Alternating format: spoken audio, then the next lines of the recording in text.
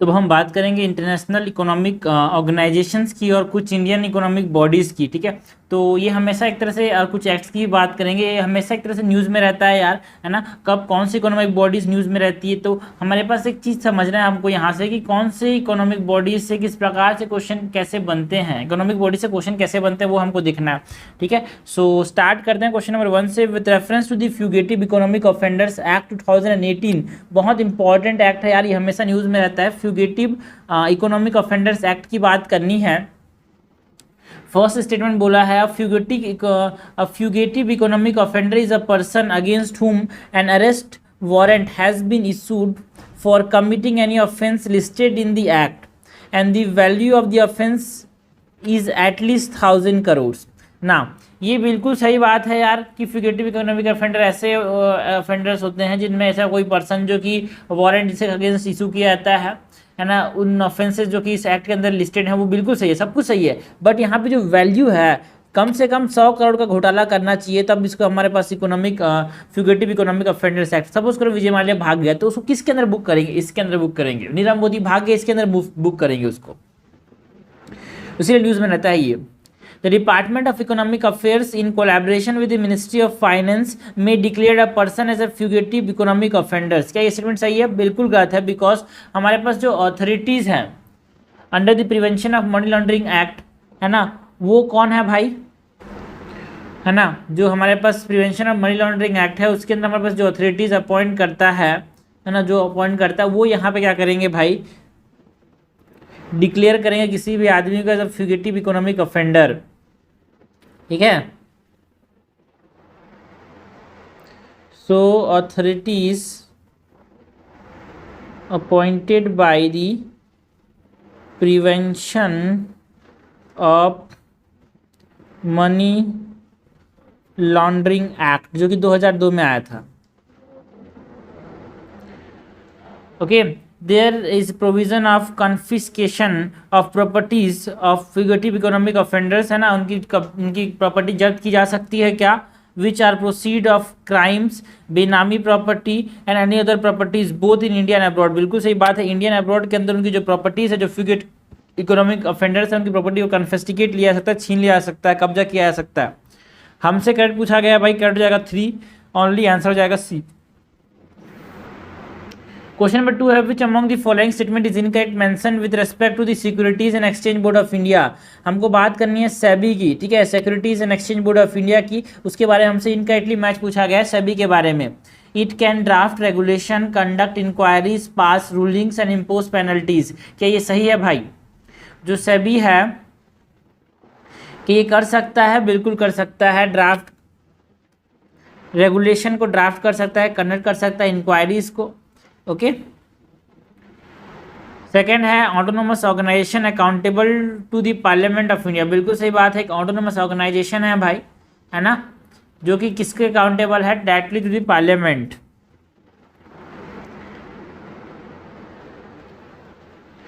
Securities appellate tribunal SAT constitute to protect the interest of entities that feel aggrieved by SEBI decision can also hear and dispose of the appeal against order passed by the Insurance and Regulatory Development, okay, Insurance and Regulatory Development Authority of India IRDAI under the Insurance Act of 1938। बिल्कुल सही बात है ना। जो security appellant tribunal है वो हम बना सकते हैं जब तक उसको सेबी क्या नहीं करेगा, एग्री नहीं होगा तब तक, IRDAI के under. Chairman of SEBI is nominated by the union finance minister with consultation with the RBI। देखो भाई, जो चेयरमैन है उसको कौन बनाता है, it is nominated by whom, the chairman of SEBI is nominated by the union government of India. ठीक है, नॉट यूनियन फाइनेंस मिनिस्ट्री। ठीक है, तो बोलेंगे यूनियन गवर्नमेंट ऑफ इंडिया के अंदर तो यूनियन फाइनेंस मिनिस्टर आता है भाई। देखो इसके अंदर हमारे पास ना जो लोग इसको अपॉइंट करते हैं, याद रखना, it is not by the union finance ministry, it is by the union government of India. अब इसके अंदर हमारे पास कौन कौन सी चीज़ें होती है, 2 मेंबर्स होते हैं इसके अंदर from the union finance ministry, है ना, यूनियन फाइनेंस मिनिस्ट्री 2 मेंबर, एक मेंबर RBI से होगा यहाँ पे, है ना, RBI से, एंड हमारे पास जो 5 मेंबर्स होते हैं वो यूनियन गवर्नमेंट डिसाइड करता है, ठीक है। तो टोटल हमारे पास कितने हो गए भाई, 8 मेंबर्स। तो ये इसको नॉमिनेट करते हैं ये मिलके, ठीक है। दिस इज इनकरेक्ट, हमसे इनकरेक्ट तो पूछा गया है। क्वेश्चन नंबर 3 है यार, with reference to the resource building and mobilisation of the IMF, है ना, resource building and mobilisation of IMF की बात की जा रही है। Consider the following statement, resource from the IMF loan to its member on non-concessional terms are provided by member countries primarily through their payment of quotas। बिल्कुल सही बात है यार, जो आईएमएफ से जो रिसोर्स लोन के फॉर्म में प्रोवाइड किए जाते हैं, है ना, वो नॉन कंसेशनल टर्म के लिए, कि आप जितना टाइम तक बोले उतना टाइम के लिए है। एंड कोटास लिखा है primary through the payment of quotas, बिल्कुल सही बात है यार। जो कोटा है वो किसके बेस में दिया जाता है, it is relative position of the world economy, है ना, उनकी जो इकोनॉमी है वो दुनिया की इकोनॉमी में कहाँ पे है उसके ऊपर दिए जाते हैं पैसे। Multilateral and bilateral borrowing serves as a second and third line of defence respectively by providing a temporary supplement to quota resource. बिल्कुल सही बात है यार, जो न्यू अरेंजमेंट टू बोरो था उसने हमारे पास क्या बनाया, second and third line of defence बनाया।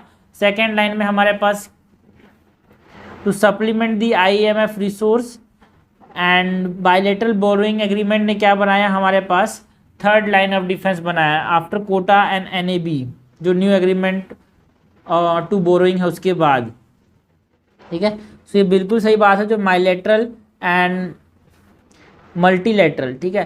तो मल्टीलैटरल से हमारे पास छोड़ो चीज़ें, मल्टीलैटरल से सेकंड बना, बिल्कुल सही बात है यार, जिसको न्यू एग्रीमेंट टू बोरोइंग बोलते हैं।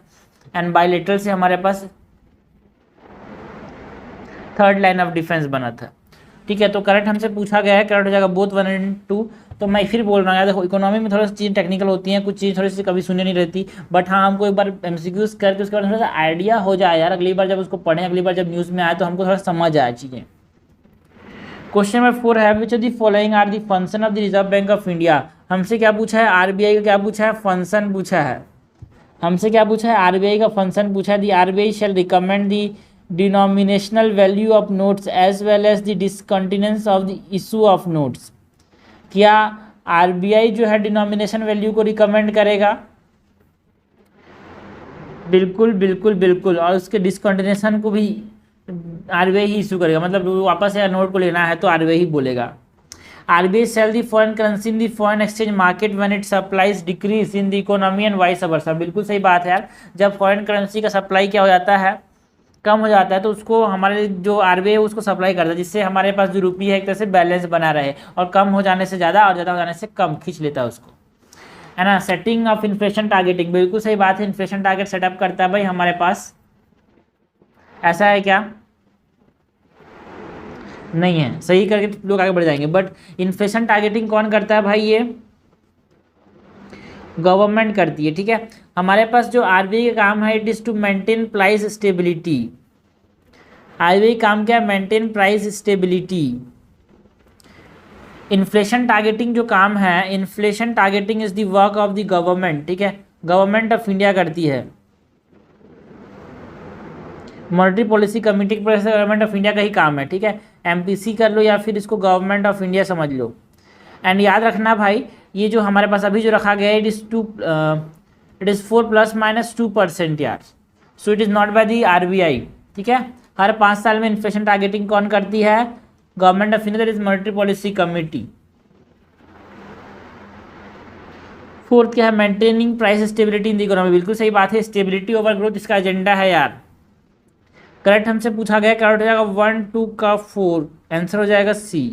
क्वेश्चन नंबर 5 है, which of the following matter of the commercial bank are regulated by the reserve bank of India. जो कमर्शियल बैंक्स हैं उनके कौन कौन से मैटर को रेगुलेट करता है, कौन कौन से मैटर को रेगुलेट करता है, कौन, आरबीआई, ये हमसे पूछा गया है। तो कमर्शियल बैंक के कौन कौन से मैटर को रेगुलेट करता है, आरबीआई, ये हमसे पूछा गया।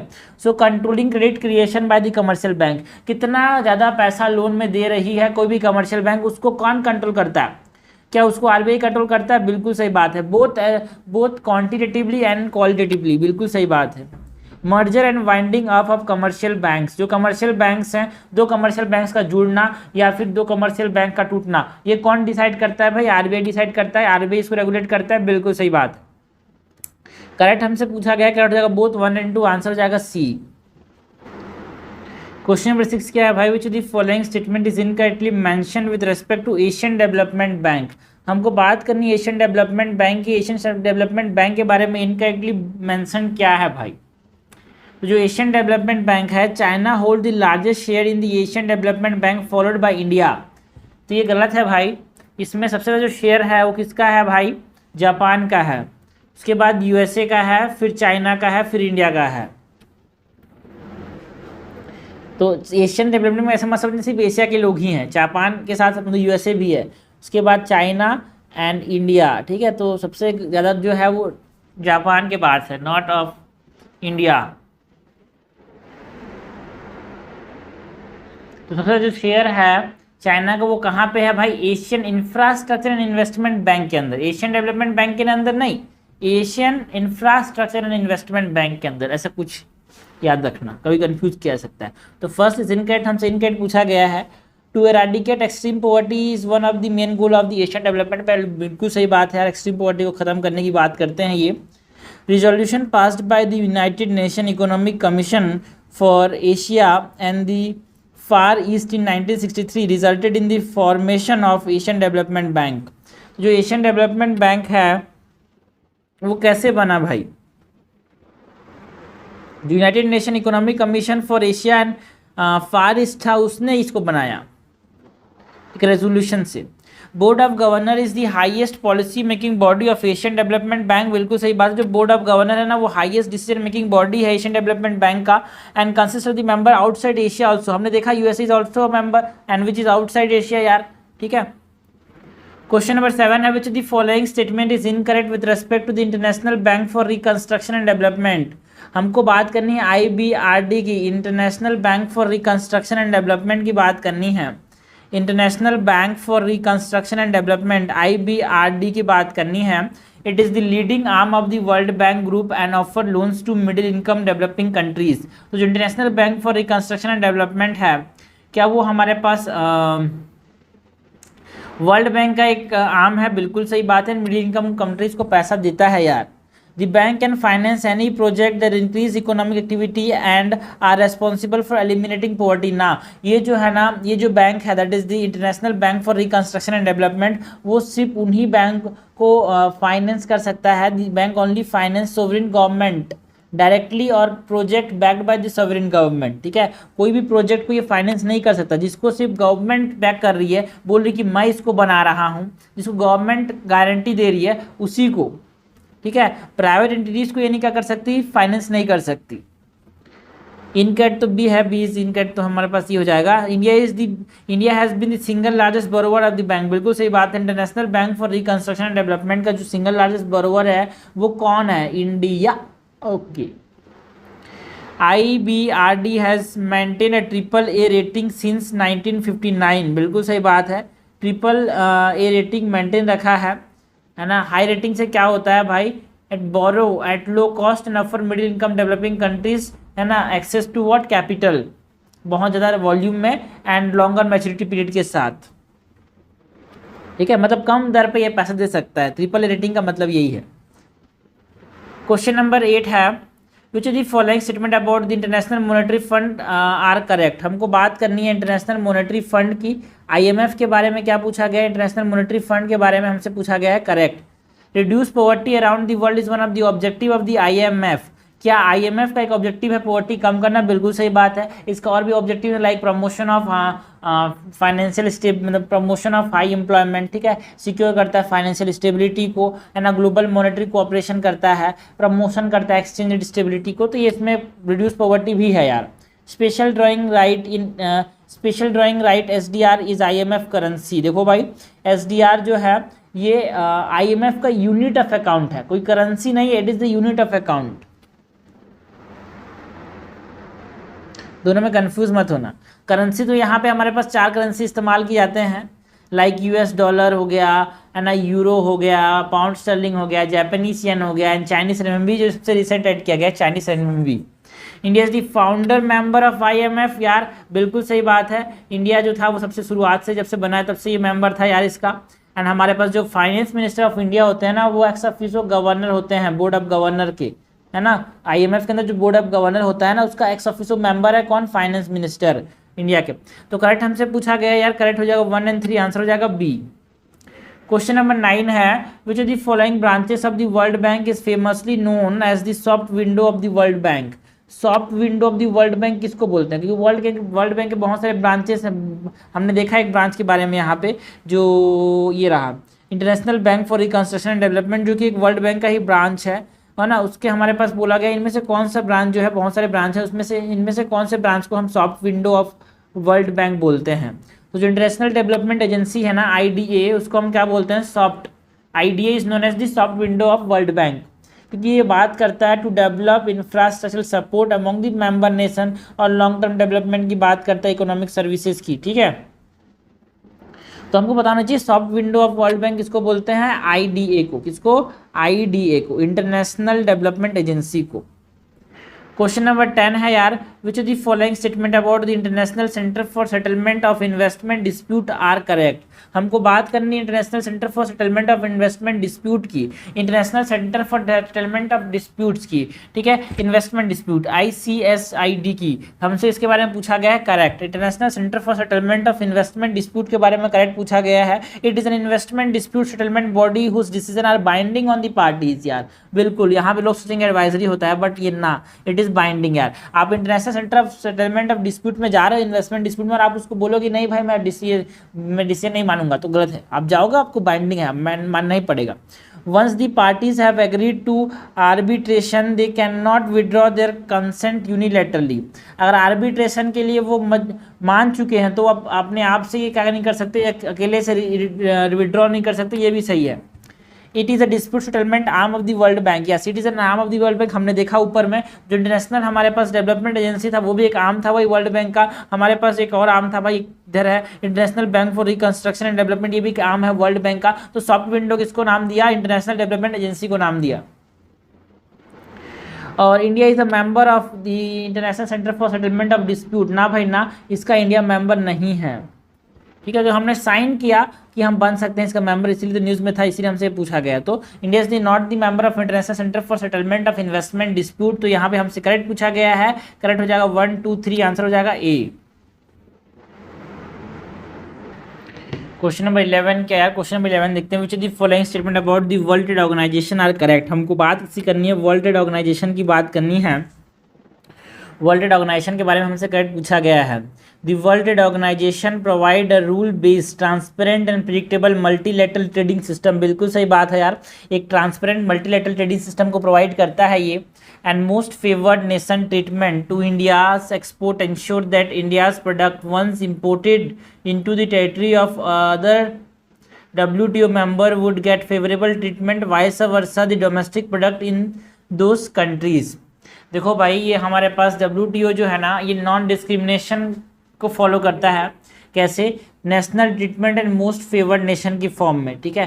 तो हमारे पास जो मोस्ट फेवर्ड नेशन होता है, उसमें ट्रीटमेंट प्रिंसिपल क्या इंश्योर करता है, that member do not discriminate among various WTO members, ठीक है।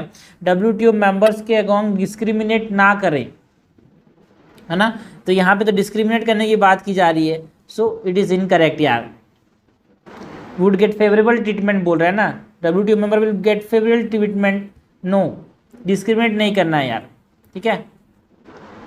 ये जो है हमारे पास मोस्ट फेवर्ड, ये जो स्टेटमेंट दिया है ना, ये नेशनल ट्रीटमेंट का स्टेटमेंट है। बिकॉज WTO के अंदर हमारे पास दो चीज़ें आती है, एक national treatment and most favoured nation. तो मोस्ट फेवर्ड नेशन में नॉन डिस्क्रिमिनेशन की बात होती है। एंड यहाँ पे ये जो डेफिनेशन दिया है, ये किसके बारे में है, नेशनल ट्रीटमेंट का डेफिनेशन है यार, ठीक है। हमारे पास जो मोस्ट फेवर्ड नेशन है, उसमें हमारे पास नॉन डिस्क्रिमिनेट करने की बात होती है।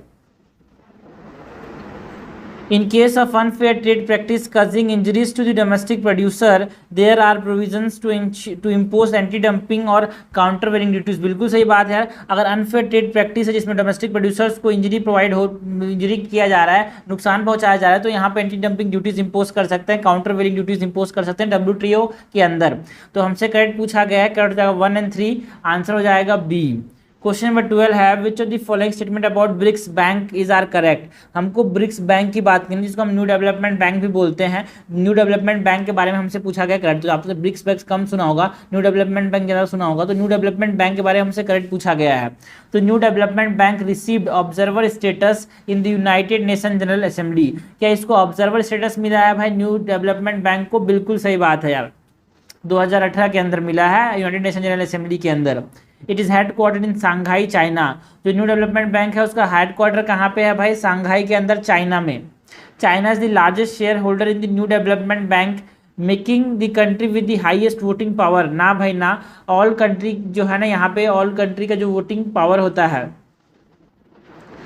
वो इनिशियल सब्सक्राइब कैपिटल पे डिपेंडेंट होता है, और जो कि सब के सब फाउंडिंग मेंबर का इक्वल है। तो ऐसा नहीं कि चाइना का जो लार्जेस्ट शेयर होल्डर, तो हमने देखा था China is the largest share holder in the Asian investment and infrastructure fund, ठीक है, शुरुआत में देखा था एक क्वेश्चन। तो करेक्ट हमसे पूछा गया, करेक्ट जगह ए 1 और 2 ओनली। क्वेश्चन नंबर 3 है about Asian infrastructure investment bank, जो मैंने बात की जहाँ पे लार्जेस्ट शेयर होल्डर कौन है? चाइना है ना। Asia infrastructure investment bank, which of the following statement are correct? Membership in the AIIB is open to all the members of the world bank. कि सारे के सारे मेंबर्स वर्ल्ड बैंक के यहाँ पे पार्ट कर सकते हैं, बिल्कुल सही बात है। ऐसा नहीं कि एशियन डेवलपमेंट बैंक में सिर्फ और सिर्फ एशिया के लोग पार्टिसिपेट कर सकते हैं ना, Asia and non Asia members, ठीक है। तो यहाँ पे हमारे पास USA भी इसका मेंबर है यार, this is correct. India has the largest voting power in AIIB। No, China के पास सबसे ज़्यादा शेयर होल्डर, मैंने बोला तो चाइना के पास सबसे ज़्यादा वोटिंग पावर है यहाँ पे। India is the largest beneficiary of AIIB financing for its infrastructure project. बिल्कुल सही बात है यार, हमारे पास से जो पैसा मिलता है इंफ्रास्ट्रक्चर प्रोजेक्ट के लिए AIIB को, है ना, इंडिया से, और इंडिया से ज़्यादा पैसा रिसीव करता है यहाँ से। तो करेक्ट हमसे पूछा गया है, करेक्ट हो जाएगा B 1 और 3 ओनली। 13 का आंसर क्या हो जाएगा? B। 14 है भाई which of the following statement about the bank for international settlement is correct. हमको बात करनी है 20 की, 20 मतलब बैंक ऑफ इंटरनेशनल सेटलमेंट की। It serve central bank in their pursuit of monetary and financial stability. जो बैंक ऑफ इंटरनेशनल सेटलमेंट है वो हमको हेल्प करता है क्या, जो सेंट्रल बैंक है, कि वो अपने जो फाइनेंशियल एंड मॉनेटरी स्टेबिलिटी को मेंटेन कर पाए, उनके जो टारगेट है उसको कंट्रोल मेंटेन कर पाए। Yes. Basel committee for banking supervision which is responsible for the Basel accord is housed in BIS office. बिल्कुल सही बात है यार, जो बेसल कमिटी है वो BIS के ऑफिस में है, बैंक फॉर इंटरनेशनल सेटलमेंट के ऑफिस में ही यहाँ पे, जो कि कहाँ पे है भाई? स्विट्जरलैंड के अंदर।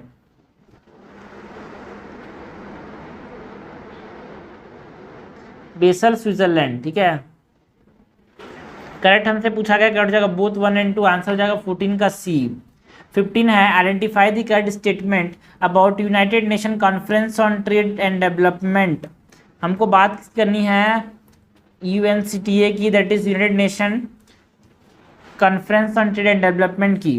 करेक्ट हमसे पूछा गया है, it aim to promote the development friendly integration of developing countries into the world economy. बिल्कुल सही बात है, यहाँ पे डेवलपमेंट फ्रेंडली इंटीग्रेशन की बात करता है United nation conference on trade and development. And United Nations Conference on Trade and Development objective is to maximize the trade, investment and development opportunities of the developed countries। तो क्या developed countries की opportunities को बढ़ाने की बात करता है, investment को बढ़ाने करता है, ट्रेड को बढ़ाने की बात करता है? No, it talks about the developing countries, ठीक है। जो डेवलपिंग कंट्रीज है लाइक इंडिया, उसके ट्रेड को, उसके इन्वेस्टमेंट को, वहाँ पे डेवलपमेंट अपॉर्चुनिटीज को बढ़ाने की बात करता है ये। तो करेक्ट हमसे पूछा है, करेक्ट जाएगा A 1 ओनली। क्वेश्चन नंबर 16 क्या है? About the special safeguard mechanism of the WTO। जो WTO का स्पेशल सेफगार्ड मैकेनिज्म है उसके बारे में हमसे क्या पूछा गया है यार? करेक्ट पूछा गया है। It is a permission to increase the tariff for developing countries when import surge और price decline for agriculture products. जो एग्रीकल्चर प्रोडक्ट्स हैं उनका जब प्राइस डिक्लाइन हो जाता है और इम्पोर्ट करना पड़ता है, तो ये टैरिफ इंक्रीज करने का परमिशन देता है क्या? बिल्कुल सही बात है यार, है ना। स्पेशल एग्रीकल्चर सेफगार्ड है ये, जहाँ पे परमिशन देता है to increase tariff for developing countries when the import surge और price decline for agriculture products. खुद के जो एग्रीकल्चर प्रोडक्ट है उसको नहीं बचा पाता, बाहर बहुत तेज़ी से इंपोर्ट्स आ जाते हैं इसकी वजह से, तो ये टैरिफ डाल सकता है। Special safeguard mechanism of the WTO is a special protection mechanism for developing countries that allow developing countries to reduce tariff on agriculture imports that are injurious to domestic farmers. भाई increase करने की बात कर रहे हैं ना यार, यहाँ पे रिड्यूस करने की बात नहीं कर रहे हैं। इट रिड्यूस मतलब इट इंक्रीज टैरिफ, जो कि हमारे डोमेस्टिक फार्मर्स के लिए खराब है, उसको उन पे ये क्या करता है, टैरिफ बढ़ा देता है। जैसे हमारे डोमेस्टिक क्योंकि किसान जो है वो अगर बाहर से जो प्याज आ रहा है वो सस्ता हो जा रहा है और हमारे देश के किसान का प्याज महंगा बिक रहा है, तो कौन खरीदेगा हमारे देश के प्याज को? कोई नहीं खरीदेगा, तो किसान कैसे भीख मांगेगा क्या? सो उसके लिए टैरिफ को बढ़ाने की बात करता है उनके ऊपर जो बाहर से इंपोर्ट कर रहे हैं। इसी को बोलते हैं स्पेशल सेफगार्ड मैकेनिज्म। करेक्ट हमसे पूछा गया है, करेक्ट जाएगा A1 ओनली।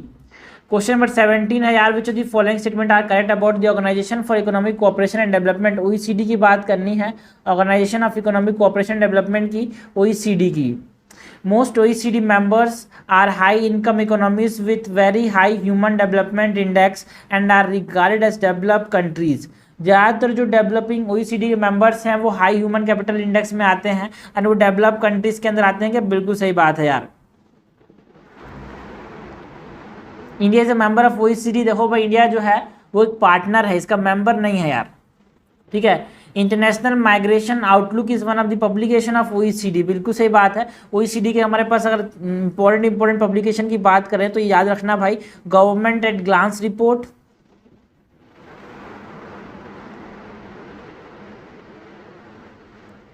ये OECD पब्लिश करता है ना। OECD बेटर लाइफ इंडेक्स, ये OECD पब्लिश करता है। और हमारे पास अभी हमने जो देखा इंटरनेशनल माइग्रेशन आउटलुक,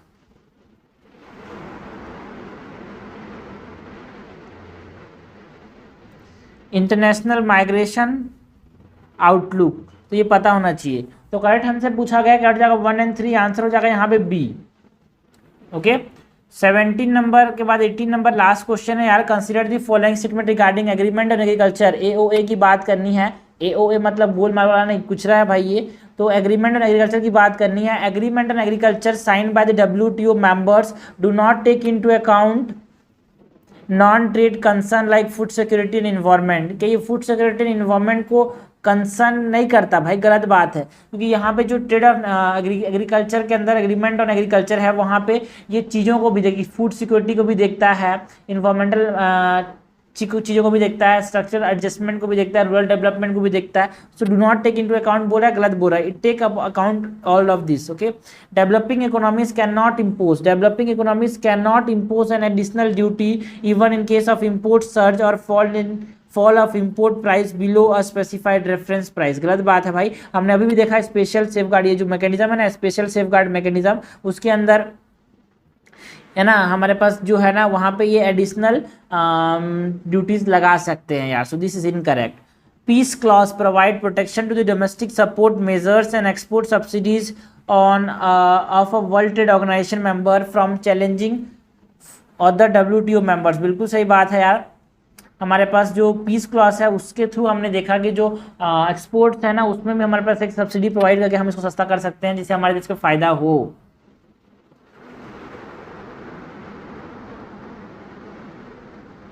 एक होता है डी मिनिमिस, इसको भी याद रखना है। डी मिनिमिस इसी के अंदर एक प्रोविजन होता है यार WTO के अंदर। इस डी मिनिमिस में क्या होता है, हमारे पास ना डोमेस्टिक चीज़ों को सपोर्ट डोमेस्टिक फार्मर्स और डोमेस्टिक जो प्रोड्यूसर्स हैं उनको सपोर्ट किया जाता है ना, और उनको बचाया जाता है ना ट्रेड डिस्टॉर्ट होने से 5% तक, है ना, इन डेवलप कंट्रीज। ये इंपॉर्टेंट कभी कभी घुमा के पूछा जाता है। एंड 10% ऑफ ट्रेड डिस्टॉर्शन को बचाया जाता है इन डेवलपिंग कंट्रीज।